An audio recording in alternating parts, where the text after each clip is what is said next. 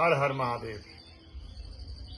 कालीमठ गिरिपुल में पहली बार ब्रह्म कमल खिला है और यह बहुत ही दुर्लभ पुष्प है और ऐसा माना जाता है कि बहुत बहुत कृपा शुभतावश यह पुष्प खिलता है और इसका दर्शन सभी को बहुत पुण्य लाभ प्रदान करने वाले होते हैं।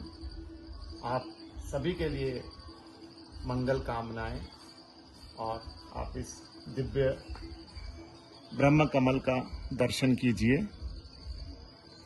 यह कुछ समय के लिए ही यह पुष्प खिला रहता है और अक्सर यह होता है कि जब यह पुष्प खिलता है तो रात्रि में ही खिलता है और कल रात्रि जो कि पूर्णिमा की रात्रि थी उसमें यह खिला है। हर हर महादेव।